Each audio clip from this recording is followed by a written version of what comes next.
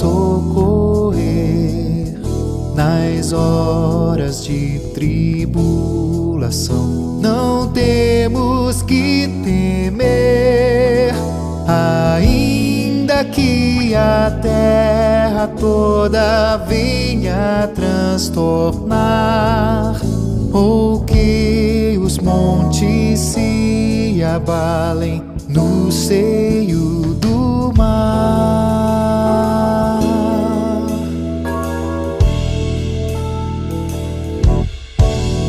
Ainda que as águas venham a tumultuar, também os montes estremeçam com fúria total.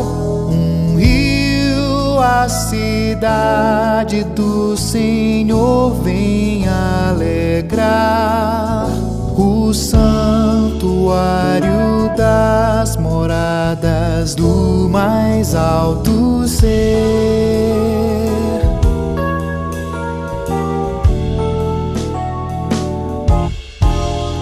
E no seu meio Deus está, jamais se abalará.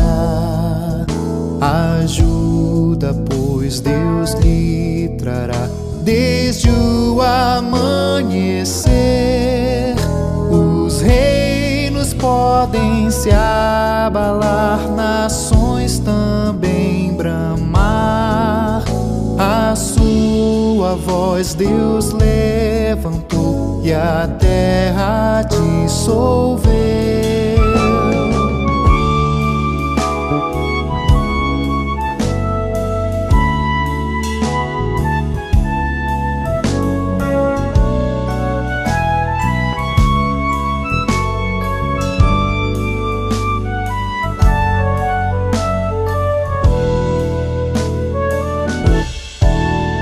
O Senhor dos exércitos está conosco aqui.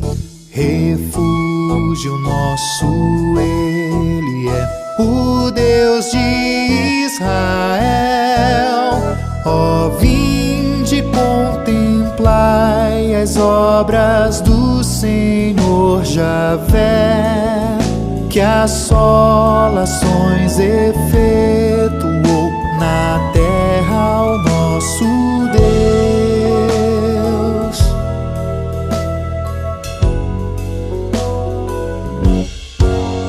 Põe termo à guerra até os confins do mundo, nosso Deus.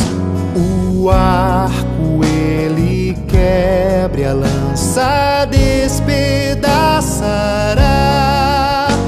Os carros todos Deus fará no fogo incendiar. Põe termo à guerra até os confins do mundo, nosso Deus.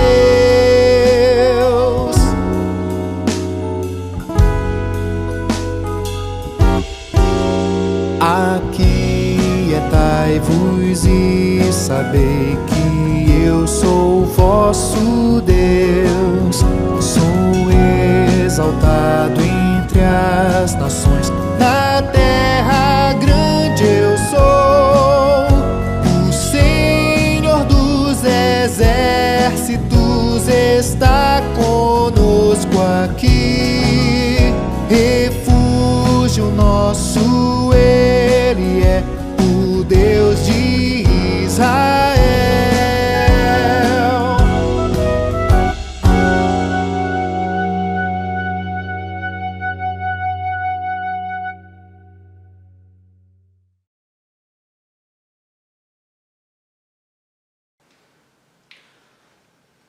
Boa noite, irmãos. Nós vamos dar início ao nosso momento devocional desse domingo. E para iniciarmos, eu gostaria de fazer a leitura do Salmo 46, que é o salmo em que nós meditaremos nessa noite. Salmo 46, nós leremos todo o salmo. Ao mestre de canto dos filhos de Corá, em voz de soprano, cântico. Deus é o nosso refúgio e fortaleza, socorro bem presente nas tribulações. Portanto, não temeremos, ainda que a terra se transtorne e os montes se abalem no seio dos mares. Ainda que as águas tumultuem e espumejem, e na sua fúria os montes se estremeçam. Há um rio cujas correntes alegram a cidade de Deus, o santuário das moradas do Altíssimo. Deus está no meio dela, jamais será abalada. Deus a ajudará desde antemanhã. Bramam nações, reinos se abalam. Ele faz ouvir a sua voz e a terra se dissolve. O Senhor dos exércitos está conosco. O Deus de Jacó é o nosso refúgio. Vinde, contemplai as obras do Senhor, que assolações efetuou na terra. Ele põe termo à guerra até os confins do mundo, quebra o arco e despedaça a lança, queima os carros no fogo. Aquietai-vos e sabei que eu sou Deus. Sou exaltado entre as nações, sou exaltado na terra. O Senhor dos exércitos está conosco. O Deus de Jacó é o nosso refúgio. Com o cenário atual que nós vivemos, nesses dias que estão bastante conturbados, turbulentos e até confusos, nós não teremos tanta ideia, tanta dificuldade de imaginar a seguinte cena.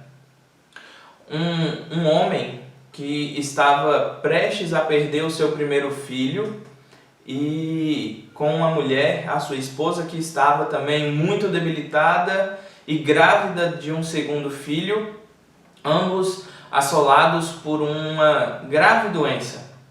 Além disso, ele também, o próprio homem, já estava com seu corpo bastante debilitado por causa de outras enfermidades e também por causa dessa doença em específico. E além de toda essa situação de contexto familiar, havia uma grave tensão em toda a região onde ele habitava, porque um antigo inimigo, a famosa peste negra, um antigo inimigo havia voltado e ressurgido, trazendo muitas mortes novamente. A peste negra, ela assolou a Europa 200 anos antes desse cenário que estamos descrevendo e causando ali aproximadamente 200 milhões de mortes. Então a tensão naqueles dias era muito grave. E os irmãos podem imaginar quão terrível era viver diante desse cenário. Nossa imaginação é levada facilmente para esse lugar. Esse lugar é Wittenberg e esse homem era Martinho Lutero, que diante de toda essa situação, de toda essa grave e severa adversidade, ele, no grande afã de compor um hino, ele compõe então Castelo Forte. E se nós observarmos a letra de Castelo Forte em contraste com esse cenário, nós iremos perceber que a letra ela ganha um pouco mais de força diante de tudo isso que nós acabamos de descrever. Imaginem vocês perdendo um filho, a esposa, um filho que está em gestação ainda, um bebê que está ainda no ventre, toda a situação caótica que está acontecendo na região onde ele vivia, e ele continua a declarar que Castelo Forte era o Deus verdadeiro, refúgio bem presente nas tribulações. É baseado nesse salmo, então, que Lutero escreve a letra desse hino. Nós poderíamos pensar que ali Lutero ele expõe toda a sua fé sobre o Deus Todo-Poderoso, sobre a providência divina. Quanto ao salmo especificamente, nós não podemos encontrar de fato quem seja o autor específico deste salmo. Nós somos aqui informados que a autoria desse salmo é atribuída aos filhos de Corá, a algum dos filhos de Corá, que era uma família de levitas, mas nós não sabemos quem especificamente é o autor. Também não é possível nós precisarmos uma data de de autoria para esse salmo, uma data quanto à composição do salmo. Mesmo assim, muitos comentaristas sugerem que o contexto imediato para esse salmo, o contexto em mente que o salmista tem aqui, refere-se à vitória de Deus sobre o exército de Senaqueribe, o exército da Assíria. Esse fato da história da igreja no Antigo Testamento, do povo de Deus, da história de Israel, é narrado lá no livro dos Reis, no segundo livro dos Reis, nos capítulos 18 e 19. Além disso, também nós temos menção desse mesmo fato histórico no livro de Isaías, no capítulo 37. E gostaria de descrever rapidamente para os irmãos. Naquele período, Senaqueribe era o rei da Assíria e ele havia dominado diversas nações. Ele estava expandindo o seu império e assolando nação após nação. E justamente era o próprio Deus quem o usava para isso. O Senhor mesmo usava soberanamente o exército da Síria para poder fazer o julgamento das nações como um machado na mão do divino lenhador. Quem teve a oportunidade de participar do nosso culto hoje pela manhã viu que o reverendo Gustavo leu um desses textos que fala isso, que o exército da Síria estava assolando as nações a mando de Deus, que está lá em Isaías 10, entre os versículos 1 e o versículo 15. Então, lá próximo do ano 701 a.C., os assírios eles param de assolar essas nações e se voltam contra Jerusalém, e nesse momento eles planejavam cercar a cidade e invadir aquela cidade.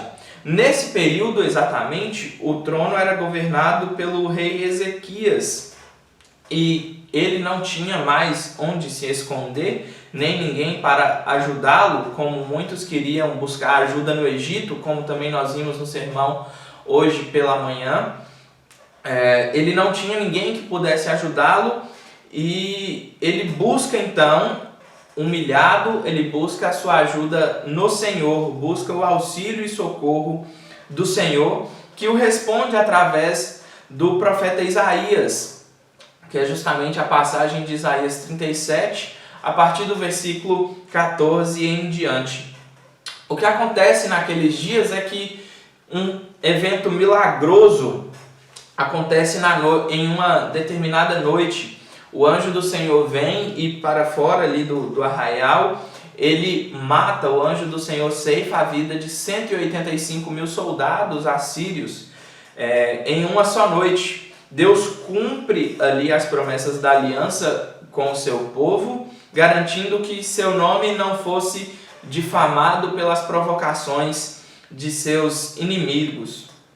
Nós consideramos que a sugestão desse contexto para o Salmo 46, ela é bastante adequada, visto que a descrição que o salmista propõe no seu salmo é uma descrição bem próxima a um cenário de guerra, de fato. Nós vamos ver isso ao longo do salmo. Além disso, ele encontra refúgio em Deus em meio de angústia, em meio do caos, em meio de perigos.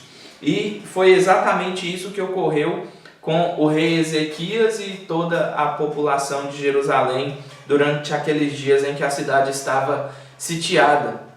O povo então ele pôde desfrutar de uma sublime vitória da poderosa providência de Deus em meio às circunstâncias adversas e perigos iminentes. Tanto no Salmo 46 como no contexto da invasão de Israel, da iminente invasão pelo exército assírio, o poder de Deus ele se mostra inigualável e incomparável diante dos poderes e exércitos humanos. A proteção de Deus ela é apresentada como ilimitada para o seu povo e a preeminência de Deus ela é sobremodo infinita e elevada. É certo, irmãos, que o favor de Deus em relação ao povo de Israel, ele não se limitou a esse momento específico da história, a esse livramento específico.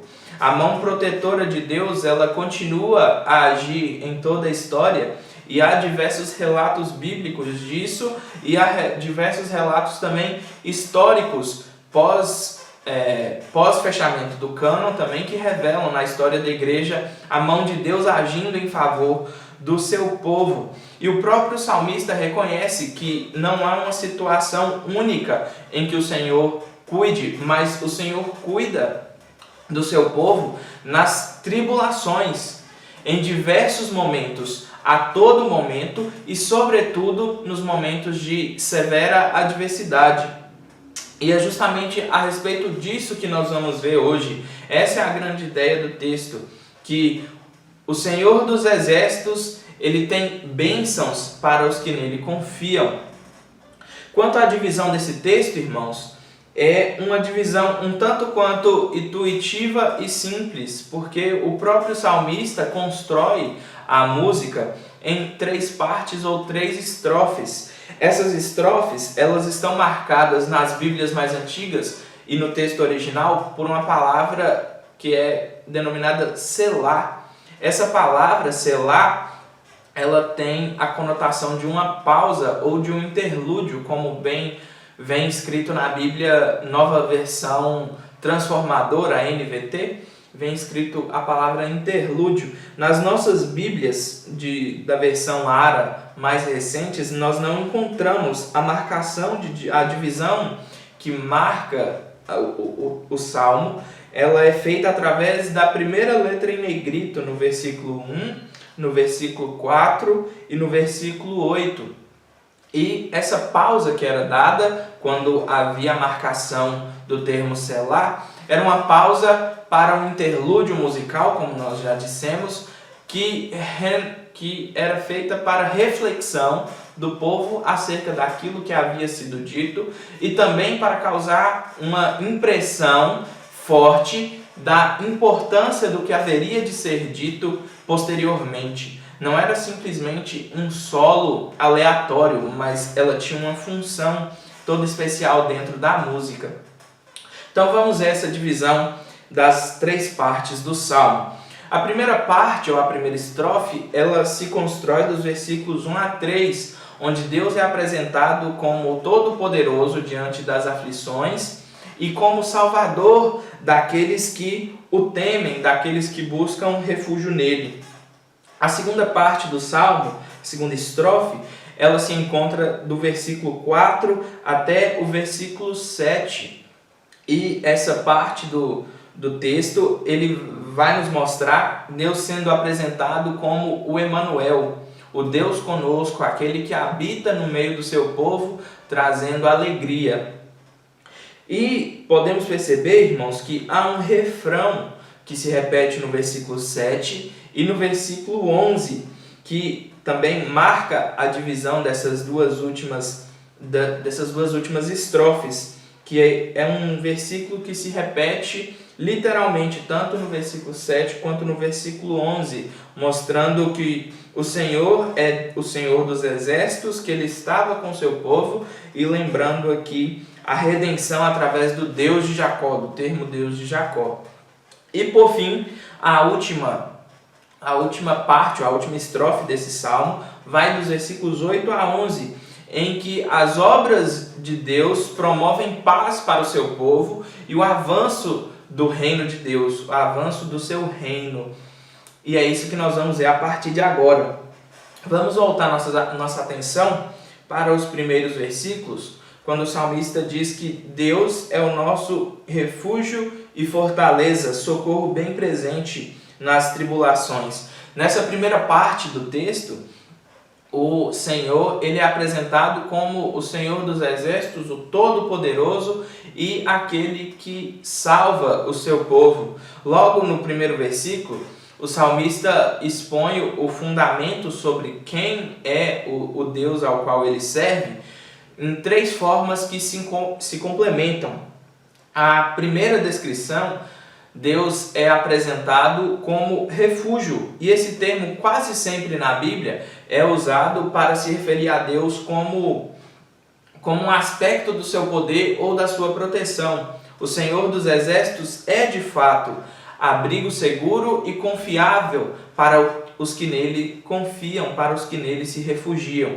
Imagine, portanto, irmão, todo o pavor vivido pelos habitantes de Jerusalém ao saberem que o maior império ou o maior exército do mundo naquele momento estava sitiando a cidade e ameaçando invadi-la para não guerrear, mas que seria de fato um massacre, como a Síria havia fazendo com as demais nações. Com certeza essa situação, diante de uma situação como essa, muitos gostariam de procurar refúgio em uma cidade que fosse mais fortificada, que tivessem muros mais altos e mais largos, ou cidades que fossem melhor estruturadas, com altos muros e tropas mais bem preparadas para o combate. No entanto, o profeta Isaías, quando ele traz a mensagem de Deus para o rei Ezequias, ele diz que de fato o propósito de Deus com o exército assírio era que a Síria destruísse as nações, derrubasse cidades fortificadas e transformasse essas cidades em escombros, mas Jerusalém não precisava temer. E ainda que Ezequiel fosse o rei Ezequias fosse um rei muito bom, um governante excelente, ele poderia ter batido no peito e falado para o povo acerca das suas obras, de tudo aquilo que ele havia feito de bem e próspero para a população, mas ao invés de tentar fortificar ainda mais a cidade, ou aumentar o seu exército, ou buscar exércitos parceiros para lutar contra a Síria, Ezequias compreendia que o verdadeiro refúgio não poderia ser encontrado na astúcia dos homens. O verdadeiro refúgio, a verdadeira saída e salvação para o povo de Israel naquele período, poderia apenas vir da proteção divina. E a sábia decisão do rei, então, é clamar a Deus por socorro. O Deus de Jacó, aquele que era o verdadeiro refúgio. Na segunda descrição, irmãos, nós temos aí, a nossa tradução traz que Deus é a nossa fortaleza. E essa segunda descrição complementa o atributo da onipotência de Deus, já mostrado na primeira forma, ou na primeira descrição, mostrando que Deus, além de ser o nosso refúgio, Ele é aquele que nos sustenta. Até por isso, talvez a ideia da palavra fortaleza nos remeta à figura de um forte militar, de uma cidade fortificada, muito bem fortificada, em que se guardava tesouros ou que se tinha uma estratégia de defesa contra um inimigo. E nós vimos que de fato Deus se mostra assim para com seu povo. Mas talvez a melhor tradução poderia ser a própria palavra força, que nesse termo, nesse contexto aqui, expressa um atributo de Deus em sustentar o seu povo. É Deus quem sustentaria Israel diante daquela dificuldade. Era Deus quem era o refúgio, quem era o amparo, e era Deus quem haveria de sustentar o seu povo. A força que é um atributo de Deus, que constitui quem Deus é de fato. E como eu havia dito, essas descrições elas são complementares. Diante disso, Calvino ele propõe que o que se estabelece aqui é o fato de que Deus, por si mesmo, ele é suficientemente poderoso para proteger o seu povo e para ampará-lo, sustentá-lo e dar-lhe esperança, dar esperança para esse povo, esperança de refúgio e esperança de vitória. Também Agostinho, quando ele comenta esse salmo, esse versículo mais especificamente, ele diz que há muitos refúgios e fortalezas que são desprovidos de força. Há muitos lugares, locais ou coisas em que as pessoas tentam buscar refúgio e abrigo em que na verdade elas mais se expõem do que encontram verdadeiro amparo. E nós sabemos, irmãos, que de fato refúgios humanos ou amparos humanos, eles são assim instáveis e logo passageiros. Eles não possuem a força para sustentar-nos. O momento, inclusive, que nós estamos vivendo, ou que nós vivemos nos últimos meses já, mostrou isso claramente a todos os homens. Pessoas que tinham grandes posses e que acreditavam que essas posses trariam uma certa estabilidade, um certo controle sobre a sua vida, viram tudo ruir em questão de semanas. Carreiras, família bem estruturadas, diversos amigos, tudo isso foi desmoronando diante dos olhos dessas pessoas. Muitos que confiavam em suas empresas foram levados à falência aí em questão de 2 ou 3 meses. Muitos também que depositavam sua confiança em uma vida saudável, em vigor físico, ficaram acamados e bastante debilitados. Nós passamos, irmãos, por dias em que o homem ficou cara a cara com a sua fragilidade e com a sua falta de capacidade diante das coisas, com a sua fraqueza diante das coisas que sobrevêm, diante das adversidades. E aqui há uma primeira aplicação que se torna bastante útil para nós. Nós não devemos buscar abrigo em refúgios que não têm força para nos sustentar. Somente Deus é o nosso refúgio e a nossa força, é somente Ele quem nos sustenta. Há ainda uma terceira e última descrição no versículo 1 que se refere a Deus como Todo-Poderoso, onde Deus é apresentado como auxílio imediato, como socorro bem presente nas tribulações. Alguém que está sempre pronto para auxiliar diante das aflições. Em suas meditações nesse salmo, Charles Spurgeon, ele sugere um outro contexto para esse salmo. E ainda que não seja a posição majoritária, nós podemos entender que esse livramento que ele descreve como o livramento de Davi dos seus inimigos e de Saul também caiba diante desse texto. É possível que Davi tenha feito orações nesse sentido, louvores a Deus, tenha expressado louvores a Deus com palavras bastante semelhantes a essa, como ele o faz no Salmo 18. Lá naquele contexto que está descrito em 2 Samuel 22 e também no Salmo 18, Davi descreve o Senhor com termos muito semelhantes aos termos que são colocados no capítulo 46, no Salmo 46. E eu gostaria de ler com os irmãos os primeiros versículos do Salmo 18, que foi escrito por Davi, justamente nesse contexto em que o Senhor livrou de todos os seus inimigos e da mão de Saul. Ele disse: eu te amo, ó Senhor, força minha. O Senhor é a minha rocha, a minha cidadela, o meu libertador, o meu Deus, o meu rochedo em que me refugio, o meu escudo, a força da minha salvação, o meu baluarte. E é interessante que o cuidado imediato de Deus para com Davi também é descrito aqui, logo no versículo 16, quando ele diz: do alto me estendeu a mão, do alto me estendeu ele a mão e me tomou, tirou-me das muitas águas, livrou-me de forte inimigo e dos que me aborreciam, pois eram mais poderosos do que eu.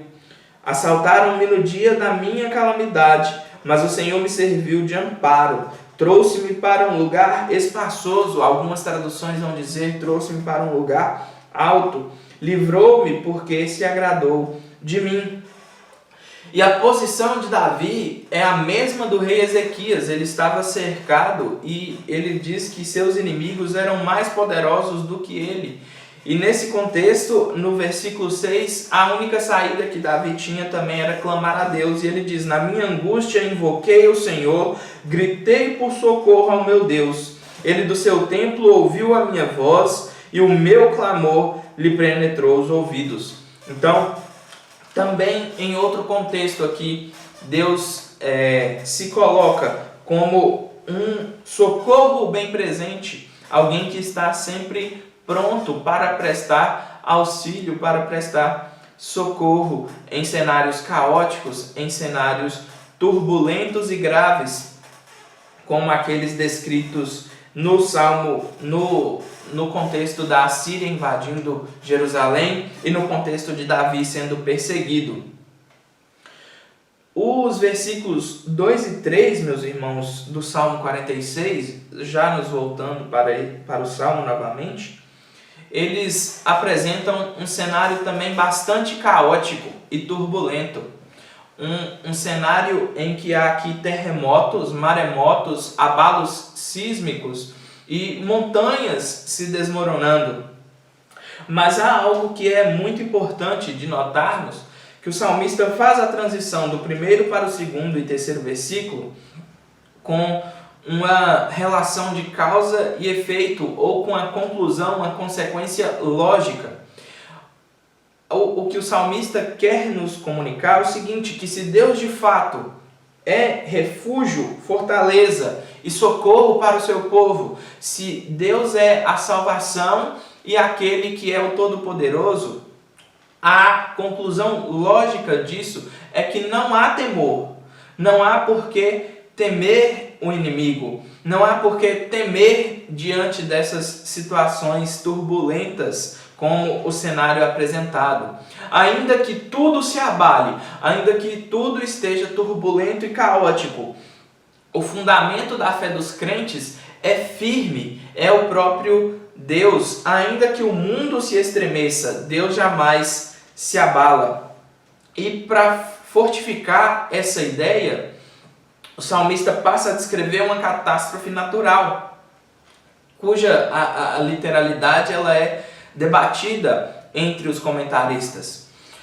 Mas fato é que nessa cena, a terra e a montanha que começam a ser abaladas aqui, seria aquilo de mais sólido que estaria diante dos olhos do salmista.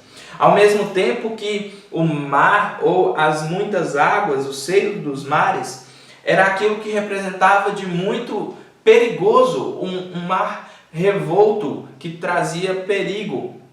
E diante dessas situações nós vemos o perigo engolindo aquilo que há de mais sólido. Quem já teve a oportunidade de ir na praia pôde reparar que em dias de mar mais bravo ou um pouco mais enfurecido, mesmo as ondas que batem em rochas sólidas, grandes rochas que ficam ali em torno do relevo da praia, essas rochas, nada acontecem com elas.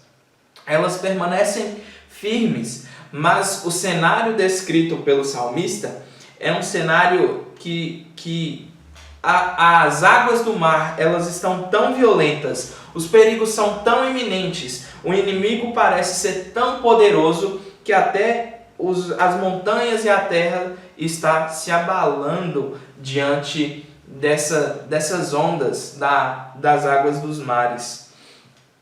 E a conclusão aqui para nós, irmãos, ela é bastante simples.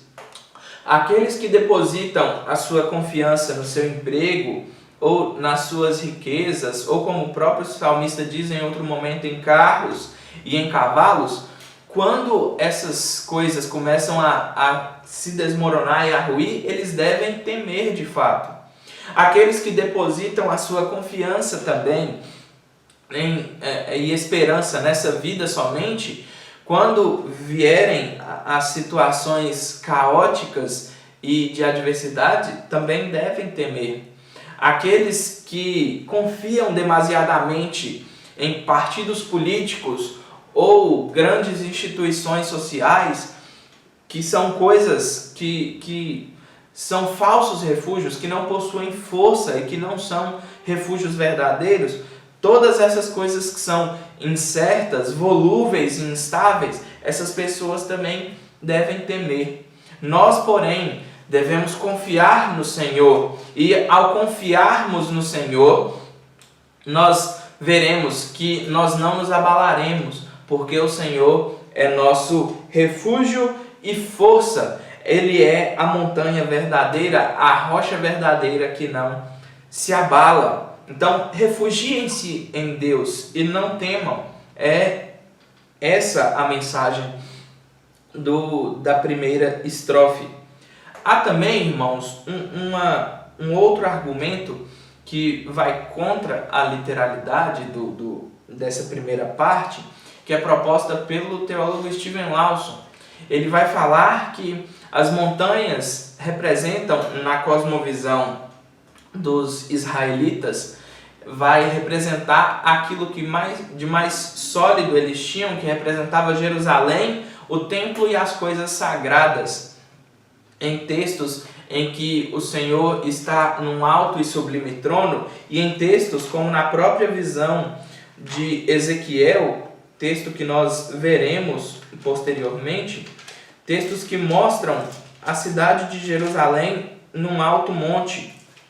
Lá em Ezequiel 40, no versículo 2, quando ele diz assim: em visões Deus me levou à terra de Israel e me pôs sobre um monte muito alto. Então ele propõe que esses montes que são descritos no Salmo 46 representam a cidade de Deus, ou seja, Jerusalém, e as coisas espirituais, em contraste com as águas dos mares, que são colocadas aqui como as nações de fato prestes a invadir. Se nós nos voltarmos para o livro de Isaías, no capítulo 10, nós veremos que há ali uma descrição do povo da Assíria invadindo as outras nações, invadindo as outras nações como inundações, como inundação de grandes águas. Desculpe, irmãos, o capítulo 8 e não o capítulo 10. Depois os irmãos podem assim conferir no versículo 7. Há ainda outra explicação para isso, que é o texto de Apocalipse, que vai tratar sobre a besta que emerge do mar, que é um inimigo de Deus e que traz blasfêmia contra Deus. E ali são representados como as águas dos mares, o mundo, os povos, as nações que vão contra o reino de Deus, que pelejam contra o reino de Deus. Diante dessa explicação e dessa argumentação, Steven Lawson propõe que aqui, quando as águas tumultuam e espumejam, é o avanço de um mal moral e de um mal espiritual. O pecado sendo aumentado no mundo e causando graves transtornos às coisas sagradas e espirituais. Mas mesmo assim, nesses momentos, inclusive nesses momentos, é que o povo deveria encontrar refúgio no Deus de Israel, no refúgio verdadeiro que era o Senhor dos Exércitos. Somente Deus é quem poderia salvá-los da sua própria ira. Nós vemos ao longo de alguns salmos que o salmista outros salmistas colocam essas mesmas expressões em que, diante de situações adversas, ele não deve temer, porque Deus é o seu Salvador, Deus é o seu pastor. Isso está bem explícito, inclusive, no Salmo 23, no versículo 4. Vou ler os versículos de 2 a 4. Ele me faz repousar em pastos verdejantes e leva-me para junto das águas de descanso. Nós voltaremos nessa expressão mais tarde. Refrigera minha alma. Guia-me pelas veredas da justiça por amor do seu nome. E o versículo 4 diz: ainda que eu ande pelo vale da sombra da morte, não temerei mal nenhum, porque tu estás comigo. Deus é um socorro bem presente para os seus eleitos, ainda que o pecado, ainda que as coisas malignas tentem atacar a igreja de Deus e o seu povo, Deus é com eles, Deus é quem é a nossa salvação. Partindo então, irmãos, para a segunda parte do texto, ou a segunda estrofe, nós vemos que Deus é apresentado ali como o Senhor dos Exércitos, que é o Deus conosco. Há um princípio descrito nessa estrofe do Salmo que nós chamamos de princípio Emanuel, ou de Deus conosco, que é o próprio significado do nome Emanuel. Esse princípio é encontrado aqui, acredito eu, que em 3 partes mais explícitas, mas também é encontrado em outros pontos dos textos, ao qual nós veremos. As partes mais explícitas, já elas estão bem descritas aí, primeiramente, no versículo 4, quando o salmista diz que está ali no santuário das moradas do Altíssimo. E esse santuário é de fato o tabernáculo ou templo, que se refere ali a Jerusalém, ao templo em Jerusalém. A segunda localização é um pouco mais fácil, que está no versículo 5, quando diz Deus está no meio da cidade, ou Deus está no meio dela. E a terceira localização mais explícita é encontrada no versículo 7, que também se repete, como eu disse, no versículo 11, por ser o refrão do Salmo. No versículo 7, que diz o seguinte: o Senhor dos Exércitos está conosco. A expressão em hebraico é Yahvé Tsebaot Imanu. Imanu é o próprio significado de estar conosco, e o termo El, que significa Deus, por isso Emanuel, Deus conosco. Aqui, irmãos, o salmista ele inicia relatando a presença de Deus através da figura de um rio que corre com correntes e alegram a cidade de Deus. Nós entendemos que essa parte do texto ela não traz uma realidade física ou material, mas sim representa uma realidade espiritual com um caráter, um aspecto soteriológico e escatológico. A ideia desse rio aqui é contrastar com as águas que estão tumultuando e espumejando no versículo 3 e as águas que estão abalando, as águas dos mares que estão abalando os montes no versículo 2. Então, as águas representadas na primeira parte são águas de um cenário caótico e turbulento. Já a água do rio, ou o rio do versículo 4, da segunda parte, ela é uma água mansa, calma, e é exatamente isso que nós vamos ver a partir de agora. O rio em que nós olhamos aqui no versículo 4, ele se parece muito, a descrição é bem parecida com o rio do Éden, lá em Gênesis 2:10, e também com o rio da Nova Jerusalém, que é encontrado como o rio da água da vida. O rio de Gênesis ele possuía 4 braços, ou como aqui o texto, a palavra que nós temos no Salmo 46, 4 canais para irrigar toda a terra. Um rio que brota do meio do jardim e que irriga toda a terra. Também o rio de Apocalipse 22, 1 e 2 é descrito como o rio da água da vida, o rio que sustenta as árvores bem irrigadas, tanto de um lado quanto do outro lado do rio. E se nós observarmos bem dentro do versículo 4, nós temos uma descrição aqui do templo, alusória ao templo, quando o salmista utiliza o termo santuário das moradas do Altíssimo. A junção dessas duas figuras, tanto da água da vida quanto do templo, nos conduz à grande visão que Ezequiel tem lá nos capítulos 40 a 48. Dentro dessa visão, Ezequiel vê ali um templo e a água que saía do templo formando um rio que se expandia, que aumentava a sua capacidade e que também irrigava as árvores de um lado e do outro do rio. Nós precisamos lembrar que foi o próprio Senhor Jesus Cristo que afirmou ser o templo e a fonte de água de vida, a água viva.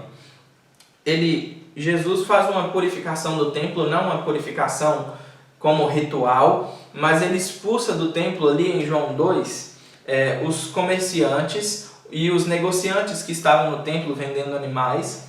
E logo em seguida ele afirma que ele era o templo, isso nos versículos 19 a 22 do capítulo 2 do Evangelho de João.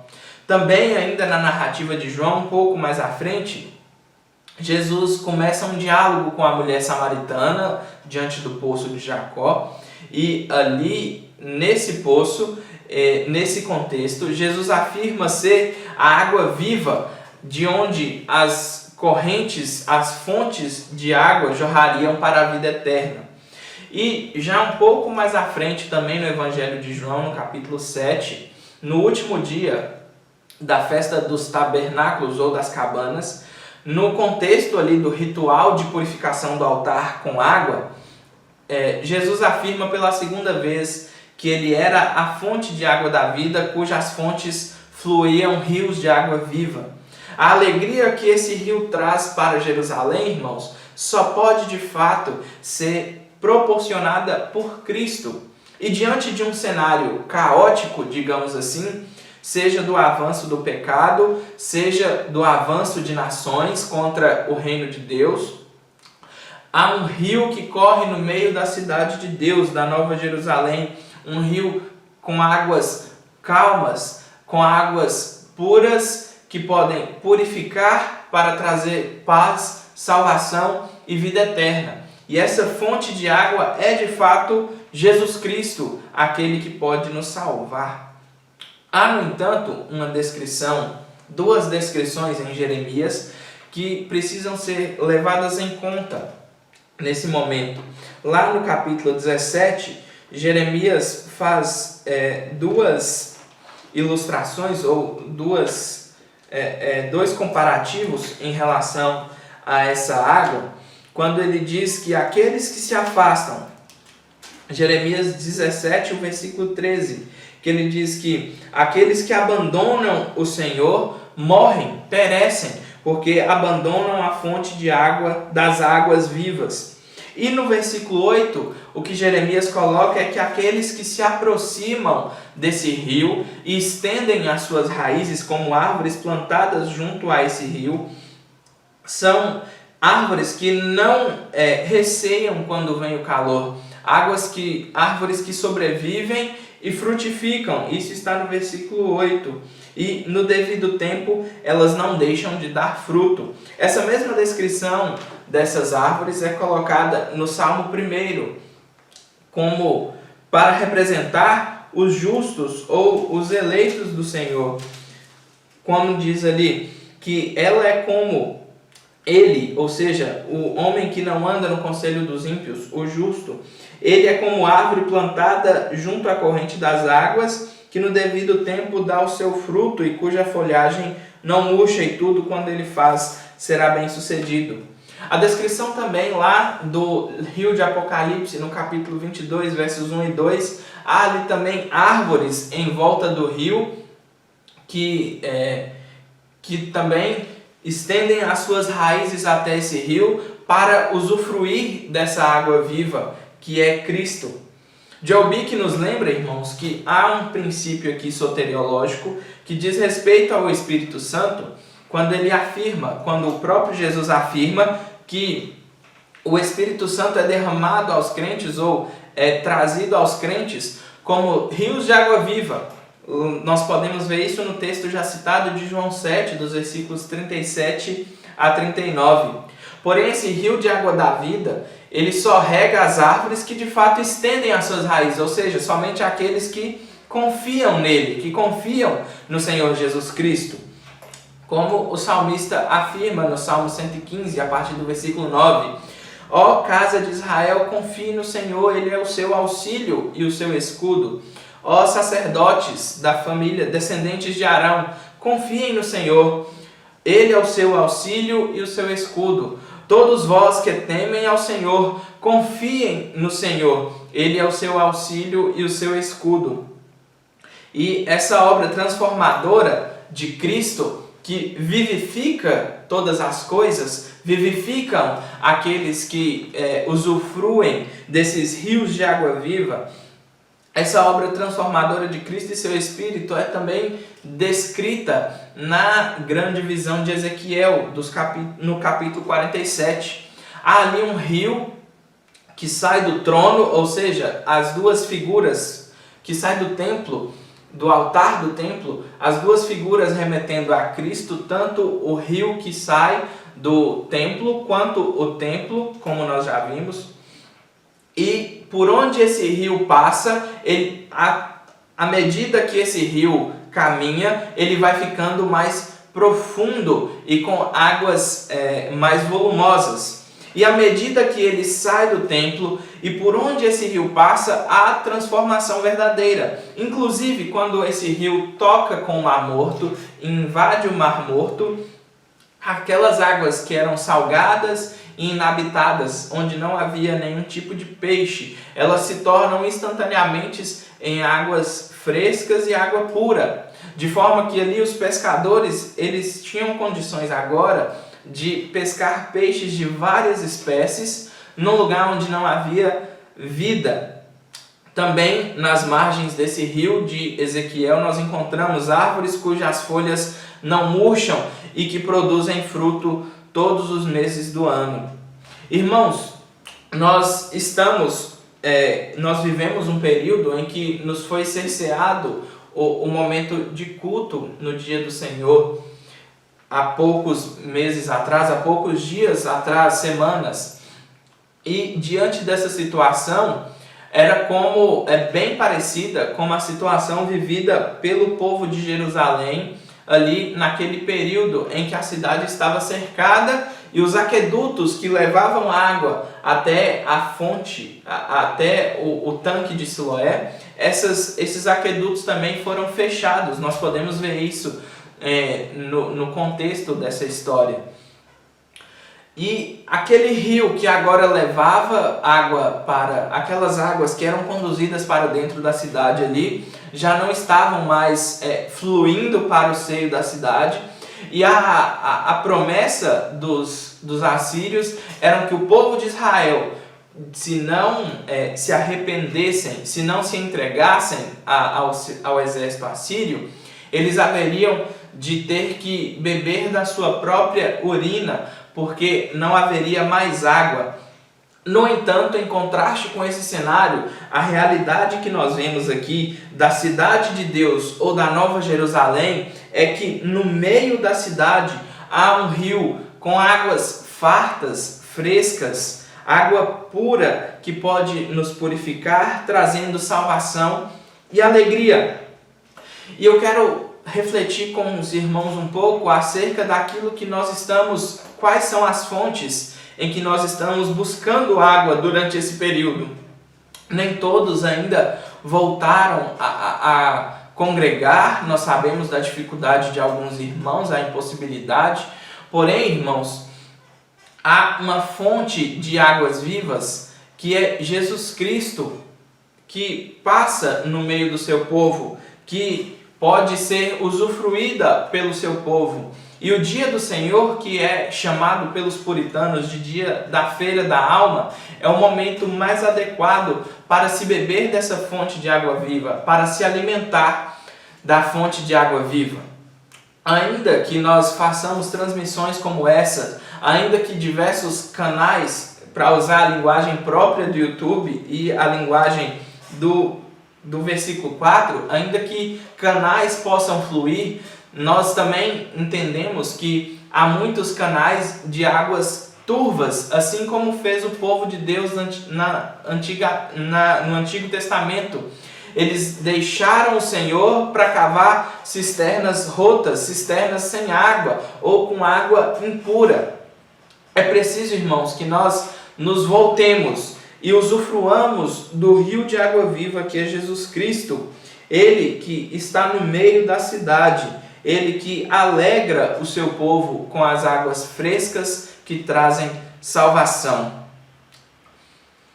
E aqui nós vemos uma aplicação que é maravilhosa, porque não somente Deus está no meio do seu povo, através de Cristo e do Espírito Santo, do seu Espírito, trazendo salvação e alegria, mas também Cristo é apresentado no meio do seu povo como rei e como sacerdote. Percebam que aqui as águas alegram a cidade de Deus, a Nova Jerusalém. E na descrição que nós encontramos dessa cidade, nós vemos que o Senhor Jesus está assentado no trono à direita de Deus Pai, sendo apresentado, portanto, através do seu ofício de rei, governando todas as coisas. E por isso, irmãos, esse é mais um fato, mais um argumento para que vai em favor da ausência de temor do salmista. Ele não precisa temer, porque ainda que tudo esteja um verdadeiro caos, a cidade é de Deus e quem reina na cidade é o próprio Deus e seu Filho Jesus Cristo. Ainda nessa parte do Salmo, o Senhor Jesus Cristo é apresentado como sacerdote através da descrição do santuário.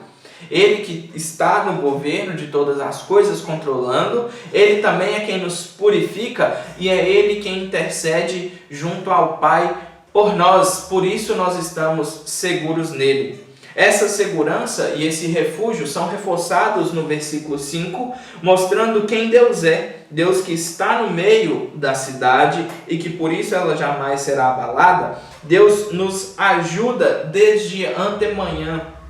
Esse termo antemanhã seria o momento em que os guardas mais temem. Nós vemos isso em alguns outros salmos ou em outras descrições da Bíblia. É um momento de maior sono para aqueles que vigiaram durante a noite inteira e aquele torpor das pessoas que ainda não acordaram, que estão num sono profundo, prestes ao amanhecer. E ali o salmista descreve que Deus nos auxiliará desde antemanhã.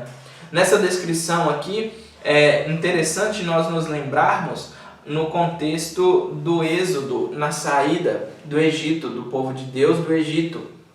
Ali o povo sai e se depara com o mar à frente e Deus abre o mar de forma milagrosa para o seu povo passar a pés secos, enxutos. Porém, logo atrás vinham os cavaleiros do Egito, os cavaleiros de Faraó, para engolir o povo de Deus. E de forma milagrosa também, Deus faz com que o mar se feche. E o termo usado lá no Êxodo capítulo 14, é exatamente esse, capítulo 14, versículo 27,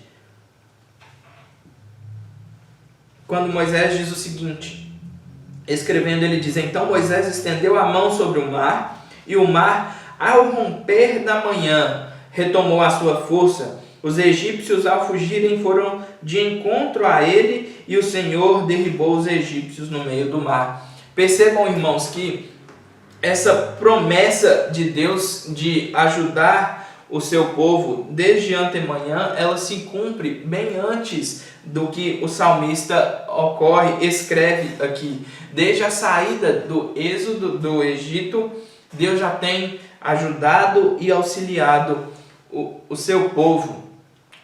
O versículo 7 e o versículo 11, que são o refrão do texto, eles repetem essa figura de Deus como o rei, que é o Senhor dos exércitos, que é um título messiânico para Jesus, e esse título messiânico mostra que o Senhor Jesus está no controle, que Deus está no controle de todas as coisas, porque Ele é o rei. E a segunda descrição do Deus de Jacó nos remete ao Deus da aliança, ao Deus que é redentor. E essa redenção, ela perpassa por Jesus Cristo através do seu ofício sacerdotal como perfeito sumo sacerdote. Então, novamente, nós temos a repetição dos dois ofícios de Cristo aqui. Na última parte do texto, irmãos, o salmista vai mostrar o que Deus faz pelo seu povo. Ele já mostrou ao longo de todo o Salmo, na primeira e na segunda parte, quem Deus é, e agora ele se dirige de forma geral a todas as pessoas para que elas percebam o que Deus faz, como Deus age, como que as obras de Deus elas se manifestam diante da criação, das criaturas, e também em favor do seu reino. Como eu disse, o salmista ele se dirige a todos de forma geral nos versículos 8 e 9, e entendo que ele convoca, como o próprio Deus falando no versículo 10, para se voltar para as nações, para falar com elas, transmitir uma mensagem a elas, e é o que nós veremos a partir de agora. O versículo 8 mostra que as obras gloriosas de Deus, elas manifestam o poder de Deus sobre toda a sua criação. Deus ele se manifesta de forma maravilhosa, concedendo-nos o seu favor em diversos momentos da vida, principalmente nos momentos de adversidade e de dificuldade. E nós precisamos ter isso em mente, ter esses momentos em mente, para que o nosso coração busque refúgio no verdadeiro refúgio que é Cristo, para que o nosso coração continue a procurar abrigo somente no Senhor dos Exércitos. Calvino vai falar que há um grande problema com os cristãos que são ingratos ou indiferentes quanto às obras da providência, e ele diz que isso deve ser muito repudiado por todos. Ele diz que muitos crentes negligenciam as obras de Deus e simplesmente deixam a vida conduzi-los sem nenhuma reflexão acerca da providência de Deus e das suas obras na história e na história de cada pessoa em particular. Não é incomum nós encontrarmos pessoas que atribuem às suas próprias forças ou à fortuna e ao dinheiro obras que deveriam ser atribuídas ao próprio Deus. E isso certamente faz com que essas pessoas busquem refúgio e busquem abrigo cada vez mais nas suas próprias forças, ou nas fortunas, ou em riquezas, em pontos fracos e instáveis, como nós já dissemos, ou em refúgios sem força, como disse Agostinho. Refúgios que não podem trazer sustentação para uma fé verdadeira. É como se nós construíssemos uma casa sobre a areia e logo na primeira chuva, logo nos momentos de turbulência, essa casa começasse a desabar. Somente quando nós vislumbramos as obras de Deus e contemplamos a sua mão invisível da providência, é que nós podemos então encontrar refúgio e força em um lugar seguro. Cristo, o nosso Salvador.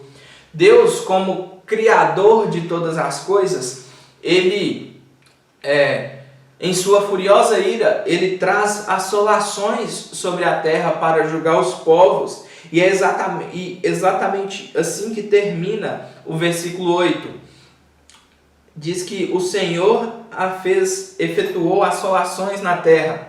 E a ideia, quando comparada com o contexto do Salmo ao qual nós nos referimos, a ideia ali está na morte dos 185 mil soldados de Senaqueribe. Naquela noite em que praticamente todo o exército da Assíria foi destruído em uma só noite pelo anjo do Senhor, que representa a figura do Jesus pré-encarnado. Essa ideia ela continua no versículo 9, quando diz que o Senhor põe termo à guerra, ou seja, põe fim à guerra, até os confins do mundo, e ele quebra o arco, despedaça a lança e queima os carros no fogo. É possível, irmãos, imaginar essa cena quando os habitantes da cidade de Jerusalém viram pelos muros, através dos muros, ou quando saíram, diversos corpos devastados, mortos ao redor da cidade. Representava justamente isso: armas quebradas, carros no fogo, arco despedaçado, lança despedaçada. E o próprio anjo do Senhor é quem faz isso, aquele que é o Rei dos Reis e o Senhor dos Senhores, o Senhor dos Exércitos. E então no versículo 10, o salmista se volta para as nações que estão aqui quebradas ao meio, digamos assim. Ele se volta para essas nações e usa um tom de voz como o próprio Deus falando para chamar a atenção das nações. E ele diz: aquietai-vos e sabei que eu sou Deus. A ideia que ele está propondo aqui é: parem, prestem atenção. Não há como competir com o Senhor, não há como combater contra Deus, não há como testar força contra Deus.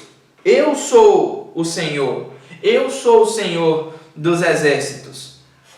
E ele conclui o versículo 10 dizendo que ele era exaltado entre as nações, que ele é exaltado na terra. A ideia que nós temos aqui é de fato de uma expansão do reino.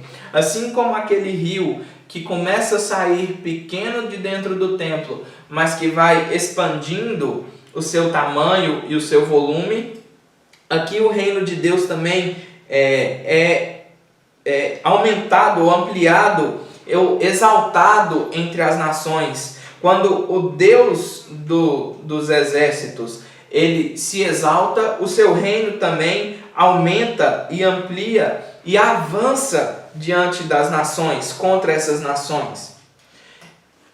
Ao afirmar que ele era exaltado entre as nações e mostrar esse avanço do seu reino, nós devemos nos lembrar de alguns textos, como o texto de Filipenses, que diz que Deus o elevou ao lugar de mais alta honra e lhe deu o nome que está acima de todos os nomes, para que ao nome de Jesus todo joelho se dobre no céu, na terra e debaixo da terra, e toda língua declare que Jesus Cristo é o Senhor, para a glória de Deus o Pai.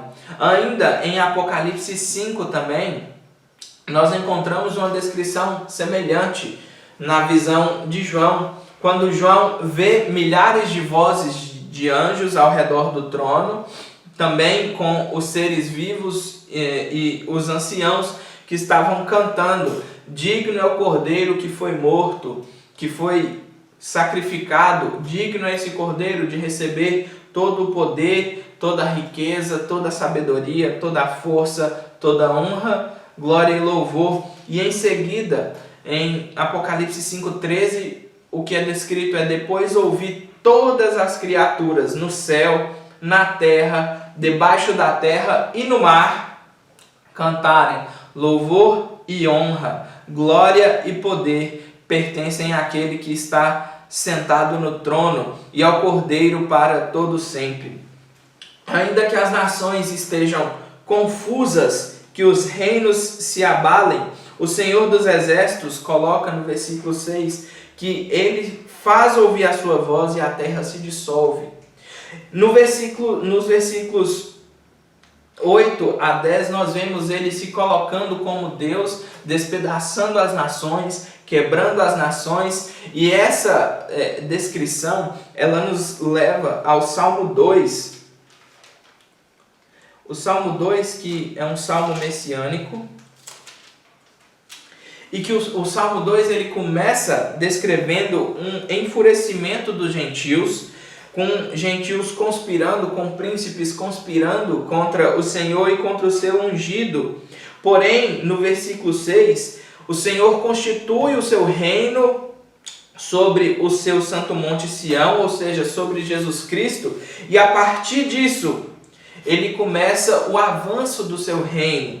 Tanto que nos versículos 10 a 12 do Salmo 2, a descrição é feita da seguinte forma: agora, pois, ó rei, sede prudentes, deixai-vos advertir, juízes da terra, servi ao Senhor com temor e alegrai-vos nele com tremor, beijai o filho, ou sujeitai ao filho, para que não se irrite e não pereçais no caminho. E é interessante, e eu gostaria de finalizar essa mensagem com as últimas palavras do salmista no Salmo 2, que diz assim: bem-aventurados todos os que nele se refugiam.